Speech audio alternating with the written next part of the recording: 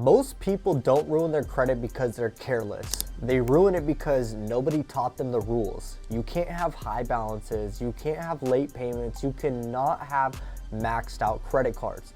And your score can drop extremely fast with these factors. But the truth is, protecting your credit is way easier than fixing bad credit. So in this video, I'm gonna give you guys 4 simple steps to keep your credit strong and on track to getting a 700 plus score. I'm not gonna give you any confusing words, no fluff. I'm gonna show you guys what you need to know in this video. The first thing that I wanna go over with you guys is don't use too much of your credit limit. One of the fastest ways that you guys can hurt your credit is by using too much of the limit. If your credit card has a $1,000 limit and you spend $900, that looks very risky to your lender. But if you pay it back later, that's still showing the lender that you need a big portion of the credit limit that they have given you.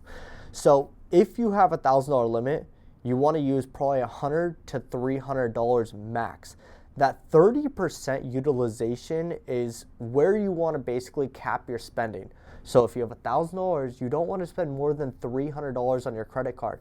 And as you use this credit card and you don't go over the utilization, the lender or bank, whoever gives you that money is going to look at you and be like, okay, well, they're not using a massive portion of the credit limit that we gave them.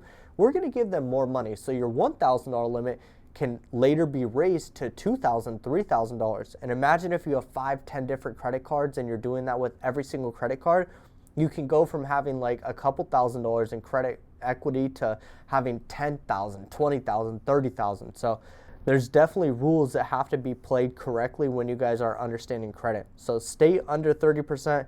Even better would be staying under 10% utilization.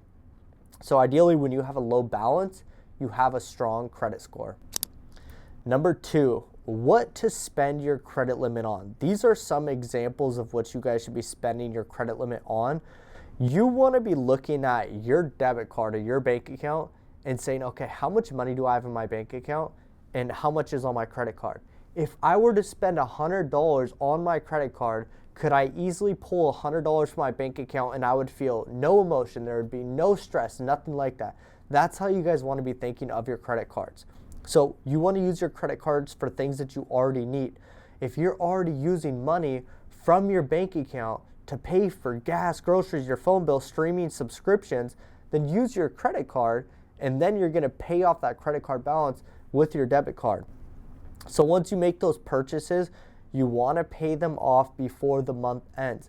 Honestly, guys, it's going to take a couple of days for your actual your transactions to hit your report.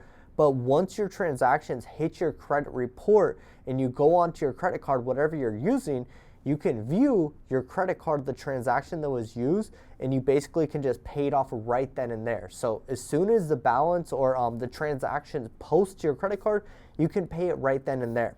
So don't use your credit cards for things that you cannot afford. That's where debt starts. And I told you guys this a second ago. A lot of people, they get a credit card and they're like, oh, let me go to Gucci, let me go to Louis Vuitton, let me go buy this designer bag. And they're spending money on things that they can't actually pay back. And if you do that, you're going to go into debt, and that's not a good thing. When you basically make all your payments on time, the credit card company is making a report every single month. And that's what your credit score is based around, is all these different factors. But if you're making your payments on time, that's going to report positive to your credit score. Number 3, check your score. If you have never checked your score, you really won't know if there's any problems until it's too late.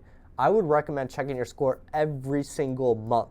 The best place to do this is going to myfreescorenow.com. You can use Experian. You can use Credit Karma, but I've realized that Credit Karma isn't as accurate as Experian and MyFreeScoreNow. So you want to obviously track the changes.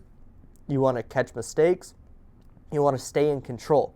When you look at your credit score, you're going to be able to see your payment history, your credit utilization, length of credit history, credit cards that you have on there, collections, late payments, everything is going to be on there. So MyFreeScoreNow or Experian.com is where you're going to be able to view your entire credit report and get just a better understanding on how everything's going with your score. Number 4, long-term credit tips. These are tips that you guys need to write down if you want to keep your score high. If you want to keep your credit score very high in the long run, you want to pay on time, you want to keep balances low, keep old accounts open. So let's say that you guys got a credit card 2 years ago and you haven't been using it.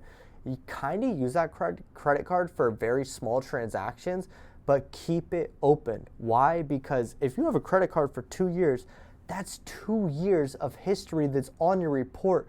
And the longer that you have an account open, that's going to be very beneficial for your score. And you guys don't want to apply too much for credit cards at once. Loans for an apartment, loans in general, if you want to get a car loan, you guys don't want to go and apply for all these things at once. There is a strategy that I teach in my mentorship. So if you guys want to join that, you guys can book a call below in the description. We can talk more about your credit repair, and credit funding. So if you guys follow all these 4 steps, your credit should be on the right track. If you need help fixing your credit or even getting funding, you guys can click the link in my description right now. I want to help you guys build your credit the right way. And if you already have good credit, you're entitled to over $50,000 in funding. So don't wait until your score costs you money. If you want to get it repaired right now, if you have a collection, a late payment on there, I can help you guys out. You're actually entitled up to $250,000 in funding. So if you want some business funding, personal funding, or you need your credit repaired, I put some links in the description where you guys can get more information on that.